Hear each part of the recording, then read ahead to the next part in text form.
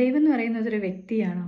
ആ വ്യക്തിയായിട്ട് നമ്മൾ കാണുന്നതുകൊണ്ടാണ് നമ്മൾ പൂജിക്കുക, ആരാധിക്കുക, പ്രാർത്ഥിക്കുക, ആ വ്യക്തിയെ പ്രാർത്ഥിക്കുക, ആ വ്യക്തിക്ക് വേണ്ടി പൂജ ചെയ്യുക, ഇങ്ങനെയൊക്കെ ചെയ്യുന്നത്.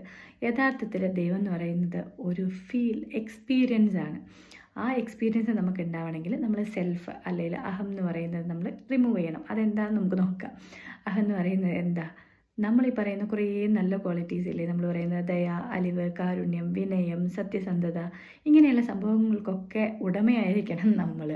ആ സമയത്ത് നമ്മളൊരു പ്യുവർ സോൾ ആവുന്ന സമയത്ത് നമ്മൾ ദൈവതുല്യമല്ല ആവേണ്ടത്, ദൈവമാവണം. മനസ്സുകൊണ്ട്, വാക്കുകൊണ്ട്, പ്രവൃത്തി കൊണ്ട് മറ്റുള്ളവരെ ഉപദ്രവിക്കാനോ വേദനിപ്പിക്കാനോ പാടില്ല. നമ്മളെ കൊണ്ട് കഴിയുന്നത്രയും നമ്മൾ മറ്റുള്ളവരെ സഹായിക്കുക. ഞാൻ, എൻ്റെ കുടുംബം, എൻ്റെ വീട്, എൻ്റെ ആൾക്കാർ എന്നൊക്കെ നമ്മൾ ചിന്തിക്കുന്നില്ലേ? അവിടെയൊക്കെ എന്താണെന്നറിയോ, നമ്മൾ ഭയങ്കരമായിട്ട് സെൽഫായിട്ട് ഈ അഹം എന്ന് പറയുന്നതിൽ ഇങ്ങനെ പറ്റിപ്പിടിച്ച് ജീവിക്കുന്നത് കൊണ്ട് നമുക്ക് ദൈവത്തിനെ കാണാൻ പറ്റില്ല. അങ്ങനെ ജീവിക്കുന്നവരാരും ദൈവത്തിനെ കാണൂല്ല. നമ്മളെല്ലാവരെയും ഒരുപോലെ നമുക്ക് കാണാൻ കഴിയണം.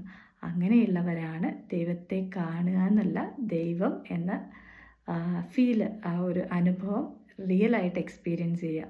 അവർക്ക് പക്ഷഭേദങ്ങളൊന്നും ഉണ്ടാവില്ല. ആരെയും അവർ വേർതിരിച്ച് കാണില്ല. എല്ലാവരെയും ഒരുപോലെ കാണും, എല്ലാവരെയും ഒരുപോലെ സഹായിക്കും. അതാണ് ദൈവം എന്ന് പറയുന്നതിൻ്റെ യഥാർത്ഥ റൂട്ട്. അല്ലാത്തതൊന്നും ദൈവമാണോ എന്ന് ചോദിച്ചാൽ എനിക്കറിയില്ല. പക്ഷേ നമ്മൾ ആ റൂട്ടിൽ പോയി കഴിഞ്ഞിട്ടുണ്ടെങ്കിൽ നമുക്ക് എപ്പോഴും സങ്കടങ്ങളും ദുഃഖങ്ങളൊക്കെ ഇടയ്ക്കിടയ്ക്ക് ഇങ്ങനെ വന്നുകൊണ്ടിരിക്കും. യഥാർത്ഥ ലൈനിൽ നമ്മൾ പോവുകയാണെങ്കിൽ നമുക്ക് അങ്ങനത്തെ പ്രശ്നങ്ങളൊന്നും വരില്ല.